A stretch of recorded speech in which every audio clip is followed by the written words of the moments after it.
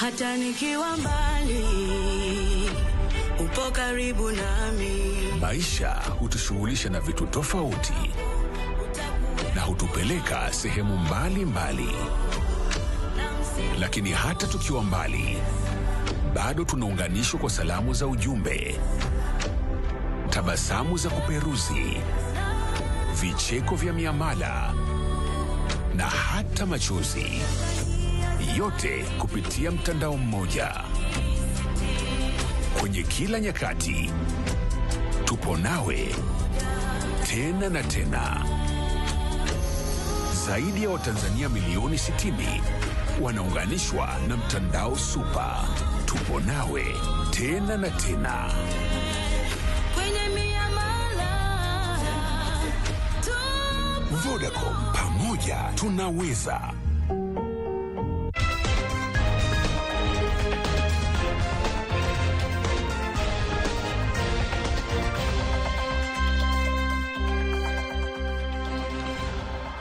Broadcasting live from Dar es Salaam, this is TBC News, our top stories. Dr. Samia arrives in Dubai to attend a Global Africa Investment and World Government Summits.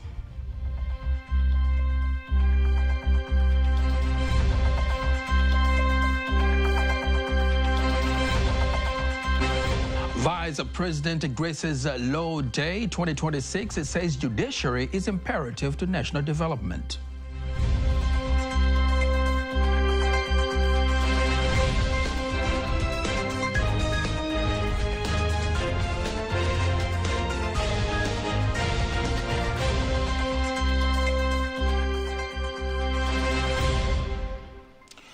Good evening. My name is Nasser Kingu. Thank you very much for joining us. Just a reminder, you can also follow us live via our YouTube channel, TBC Online, and also get all the latest news through our Instagram, Facebook, and X pages at TBC Online.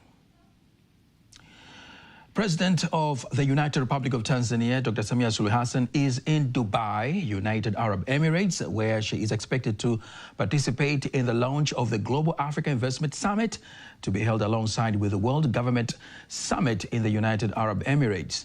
During the summit, President Samia will hold bilateral government discussions with the host country, the United Arab Emirates, and meet leaders of international financial institutions and major investors, with the aim of strengthening economic cooperation and attracting investment into Tanzania. Her participation reflects the implementation of the DIRA 2050 and the new foreign policy, which emphasizes results-oriented economic diplomacy. The visit, her first international trip since the 2025 general election, underscores Tanzania's political stability, policy continuity, and the commitment to attracting foreign direct investments. The Vice President, Ambassador Dr. Emmanuel Nchimbi, says that Tanzanian government remains committed to cooperate with the judiciary, insisting that the pillar plays a key role to the national development. The Vice President made the remarks earlier today during the Law Day 2026 celebration, representing President Dr. Samia Suluhu Hassan to mark the official start of the judicial year. Here is a report by Rajabu Ngwame, read by Teddy Mparanyanga. It is at the celebration of Law Day being held in Dodoma, where the official guest of honor is Vice President Ambassador Dr. Emmanuel Nchimbi, representing President Dr. Samia Suluhu Hassan, who in his speech talks about post-October 29, 2025 election. I sincerely thank the President of the Tanganyika Law Society for advising leaders that it is not appropriate to continue discussing what happened on 29th October because it reopens wound. I agree with him 100%, and I would like to add that this advice applies not only to government leaders but also to leaders of civil society organizations, religious institutions, and others. The Commission of Inquiry is continuing with its work. Then the Vice President reaffirms Tanzanian government's commitment to cooperate with the judiciary as the pillar plays a key role to the national development. Recognizing the importance of the judiciary in nation building, the government continues to take deliberate steps to strengthen judicial independence, so that it can effectively carry out its responsibilities and safeguard the nation's development and welfare. The main goal of the government is to build a peaceful nation with an inclusive economy. The government will continue to strengthen human resources and bring justice services closer to citizens. Then Chief Justice of the Judiciary of Tanzania, George Masaju, elaborates on how the pillar is committed to improve its operations through the present-day technological advancements. We have now developed a system that uses artificial intelligence to capture and record court proceedings. The system will handle translation and transcription. This will enhance effective in the administration of justice. The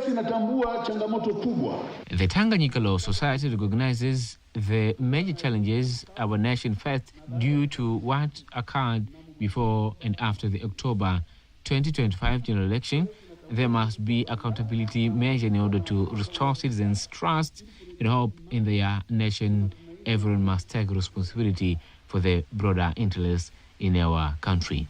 The celebration of the day marks the official start of the judicial year in Tanzania, taking place under the slogan, "The contribution of the court to the development and welfare of the nation." From Dodoma, we come now to Dar es Salaam, where the Prime Minister, Dr. Mwigulu Nchemba, is expected to grace the opening of the Africa Conference on Sustainable Agricultural Mechanization and the launch of the second phase of the National Agricultural Machinery Strategy for the year 2026-2035. The decade that is expected to be dominated by increased productivity through the use of modern technologies.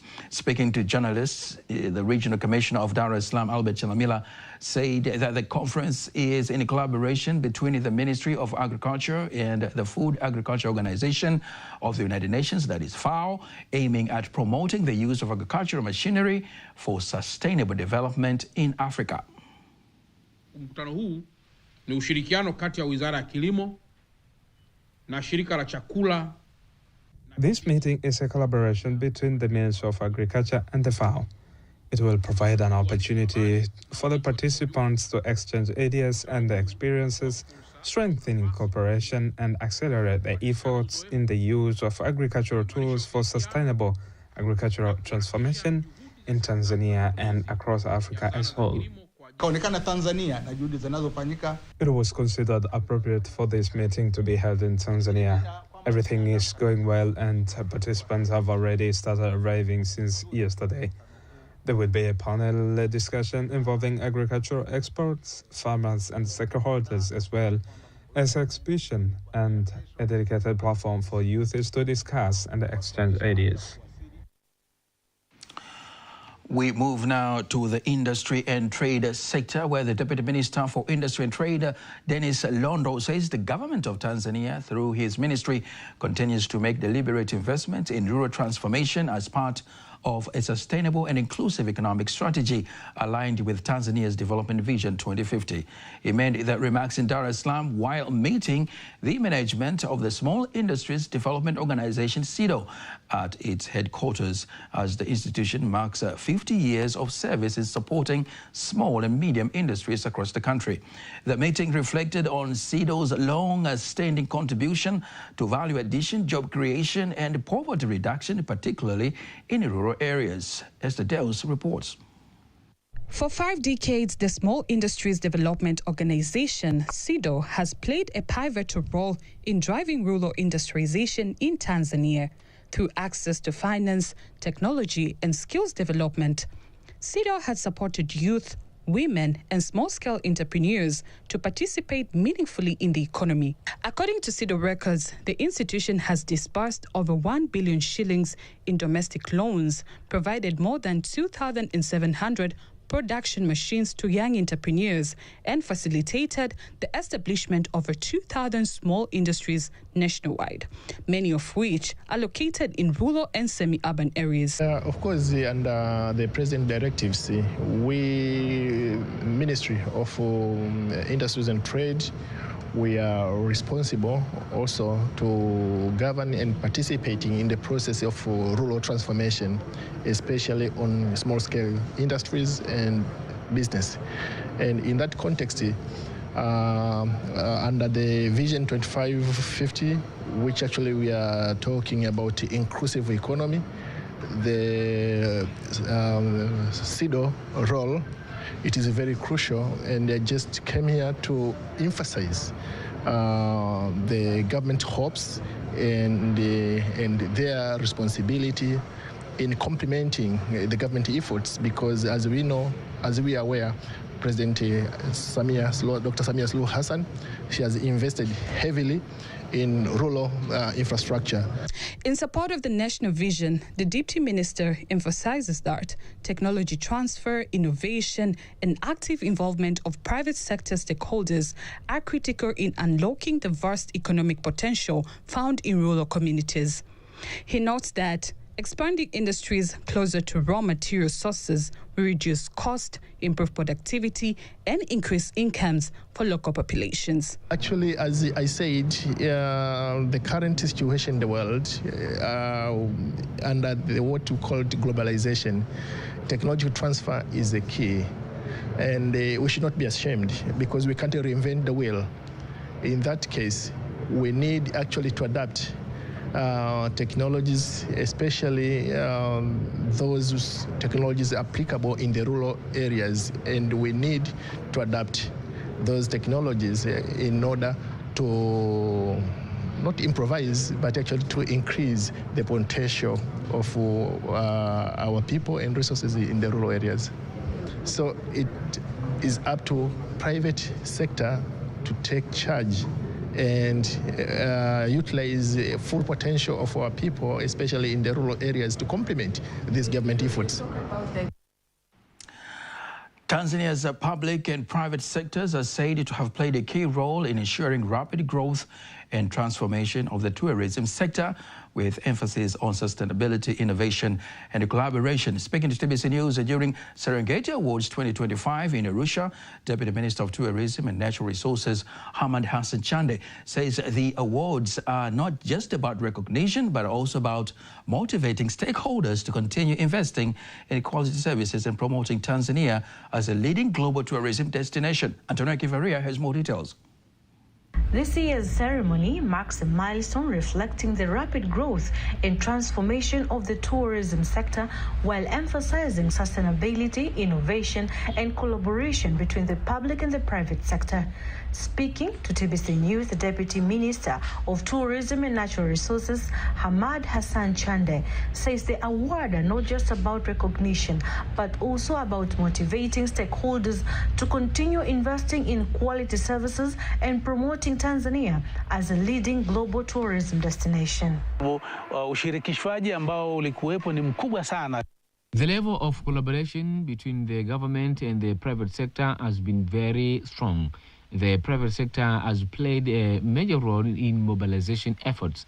Going forward, the public and private sector will continue to work hand in hand and cooperate. On the other hand, Garrison Msigwa, the Permanent Secretary of the Ministry of Information, Culture, Arts and Sports, and the Chief Government Spokesperson of Tanzania, says the media has a great responsibility and contribution in promoting the tourist attractions in the nation. And on the side of the media, I also would like to thank you so much for the way you cover all issues about tourism, the way you support our stakeholders, the way you work with the government to make sure that all the development endeavors that we are doing are getting enough results that we expect from the media. And I would love to challenge everyone to focus on the media, especially our home media. Furthermore, the director of the Tanzania Tourist Board, Ephraim Mafuru, emphasizes the significance of the awards and how it's going to help in promoting tourism sector. Event to celebrate best performing in the tourism industry in Tanzania. As you know very well that we have been winning awards globally and in different parts of the continent and the world, and here we are working with the private sector to celebrate those who have performed very well. So this is to them who are actually performing very well annually in the tourism value chain as part and parcel of celebrating best performers for the private sector and of course the government. Yeah. One of the attenders and the winner of the award is one of the most famous TikToker from UK, Jaden Bryden, who also is excited to be in Tanzania in person and win the award. I had like a really special connection with the people from when I was very young.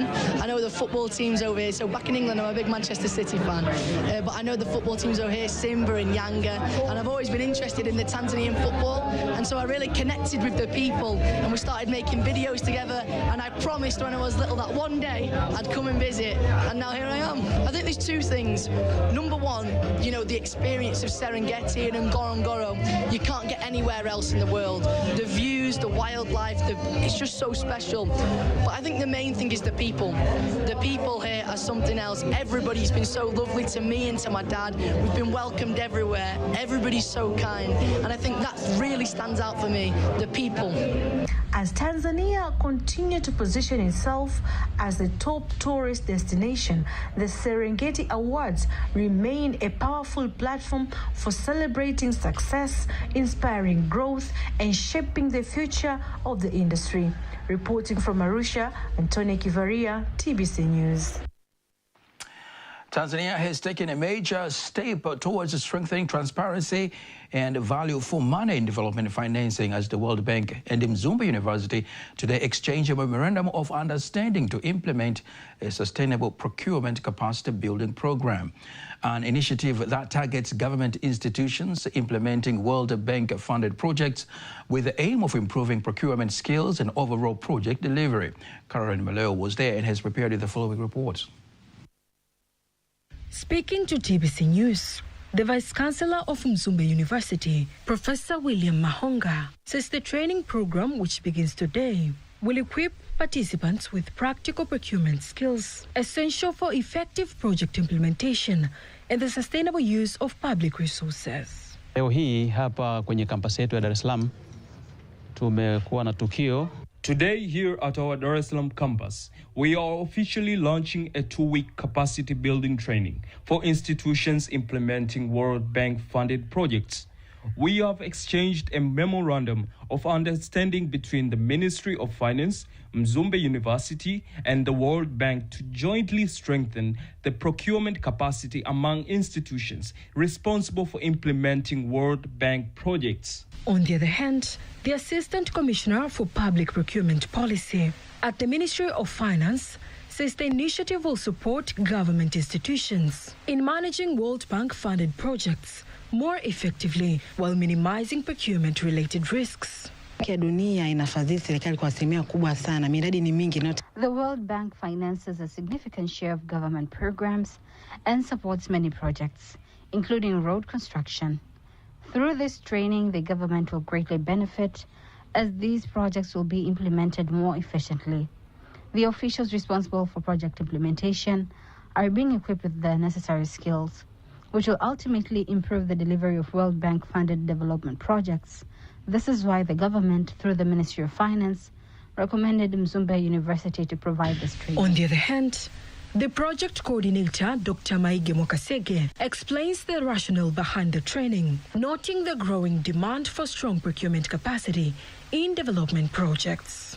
This program has been launched by the World Bank because in 2024, World Bank did a research and found out that the capacity of those who are implementing the World Bank projects are a little bit down compared to what they expected.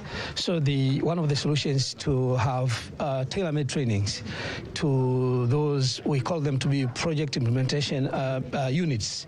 These are the government institutions which are implementing World Bank projects in Tanzania.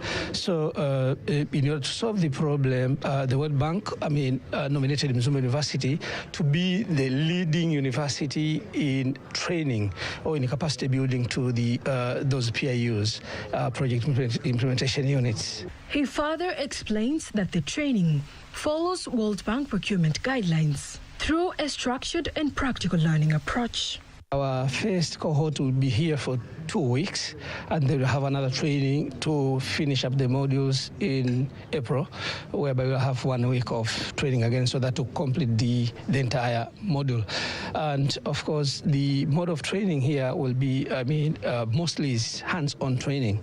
That means we'll be having the theory part of the training, but also the very practical part, because in the PIUs, we need to see exactly if it's evaluation, we need to know how evaluation is being done. So the practical evaluation will be done.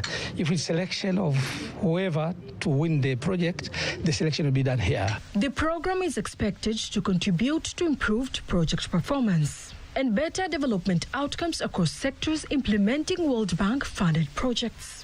Reporting from Dar es Salaam, Caroline Meleo, TBC News. Let's move now to the Mbeya region, where the government of Tanzania, through the Rural Energy Agency, REA, has allocated 42.6 billion shillings to the Mbeya region to ensure electrification of 316 villages through the Rural Electrification Phase 2B project, which is being implemented in the region.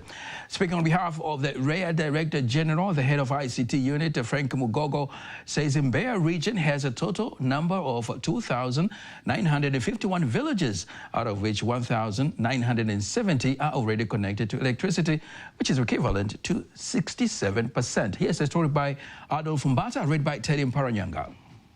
REA says there are 1,981 sub-districts without electricity, and the sub-districts that are part of the project are 316, making the remaining sub-districts to be 665. Mbeya Regional Commissioner Beno Malisa says the project will stimulate economic activities in the region and increase agricultural and industrial productivity. I have 2 points. First, I would like to ask the people of REA that we are now left with the very few villages as we move towards ensuring that the whole of Mbeya has electricity in all its villages and hamlets. So far, we have reached the 77%, and I urge that remaining 22% should not take too long. The benefits of electricity are clear in boosting economic growth for entrepreneurs in our areas and in improving the quality of life. These projects do not involve compensation. What the government is saying, when citizens are asked to contribute 27,000 shillings, is that this is simply tax VAT. However, these projects are provided by the government free of charge to benefit citizens and help them improve their economic livelihood. On the other hand, the project manager from the White City International Contractors Limited, Engineer Baraka Mungai, who has been commissioned to implement the project, thanks the Tanzanian government, which through REA have entrusted his company to implement the project. He assured the residents of the Mbeya region that the project will be completed on time and boost the region's economic activities. And now, before we wind up our local news tonight, let us now have a look at today's exchange rates according to the Bank of Tanzania, BOT.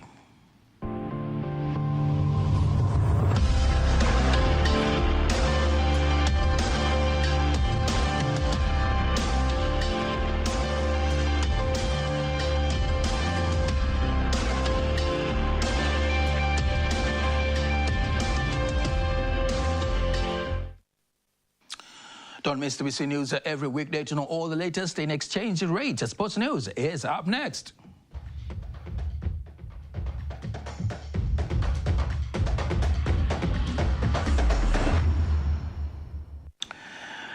In sports news, renowned Nigerian journalist and sports analyst Solomon Izang praises Tanzania for being one of the host nations of the 2027 African Cup of Nations, AFCON. He also commends the Tanzanian embassy in South Africa, led by Ambassador James Gilawa Bwana, for its strong cooperation with other countries across various sectors. Izang says Tanzania continues to stand out as a leader and a model to emulate in many areas. Time to get to Tanzania, to Uganda, to Kenya. But Tanzania, for me, is a nation that has a lot of sports potential that has not been harnessed. There's a lot to talk about. Outside of football, like Yanga and Simba and Azam, there is a whole lot, you know, from athletics to cricket to netball to hockey. And I just believe AFCON would open those doors. And I cannot wait to experience the hospitality of Tanzania. Young Africa's Information and Communication Manager Ali Kamwe says that GSM Tanzania Limited is the company that has won the tender for the construction of the Young Africans Stadium, which will be built at the club's headquarters, Jangwani, in Dar es Salaam. Kamwe adds that GSM Tanzania Limited meeting the criteria and being announced as the winner of the tender for the construction of the club stadium. The next step is for the two parties to meet and discuss the process, starting the construction immediately. After the executive committee went through the entire process of all the applications that were sent on Saturday, our leaders approved the company GSM Tanzania Limited as the winner of the tender to build our Young African Sport Club Stadium.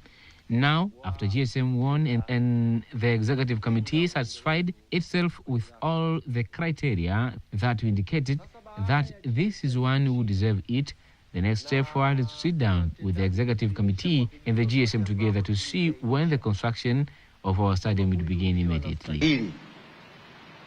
Nini hatua inayofuatia hapo mbele? Young Africans use various stadiums to play its national and international matches, and the completion of the sports complex of its stadium will reduce the cost of renting stadium and hence improve competition. The Italian Embassy in Tanzania, in collaboration with the Italian civil society organization Bella Esperanza, has launched an arts initiative aimed at supporting education for children with special challenges. The project brings together Italian and Tanzanian artists, including performances by acclaimed Italian contemporary artist Michelangelo Pistoletto. Tanzania was selected as the first country in sub-Saharan Africa to host the initiative. Speaking during the event, Italian ambassador to Tanzania, Giuseppe Coppola, praises the collaboration as a significant cultural exchange between the two nations. We're so proud that Tanzania has been chosen as the first country for sub-Saharan Africa to perform this Terzo Paradiso, so this Perth Paradise installation. And in particular, the small village of Ugachanya, close to Iringa, on the southern highlands of Tanzania. And I think it's also a great opportunity of synergies and collaboration between, in this case, the Italian contemporary artist Pistoletto, who actually couldn't travel here because he's 92. He's quite a so it was too challenging for him. But that's why we are on a mission to create a global community of creative people where we all together bring education and creativity to vulnerable children. Right now, we are on our first pilot project where we're building our first school in Ugachanya. Nafurahia kuwa ni mmoja kati ya wa mabalozi ambassador wa Bella Esperanza. First of all, I'm pleased to be one of the ambassadors of Bella Esperanza. I'm happy to have a strong connection with my team and the Italian embassy. On my part, I'm ready to work and to collaborate with them. Well, that marks the end of the news bulletin for tonight. Don't miss our next bulletin in Kiswahili at 11 p.m. On behalf of the whole team, I am Nasa Kingu. Thank you very much for watching.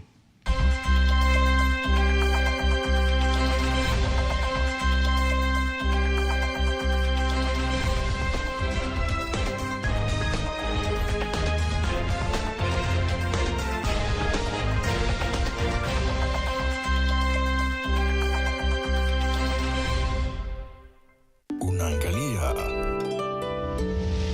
TBC1, ukweli na uhakika. Now let's say today is the liberation era. Would the current generation of young people be able to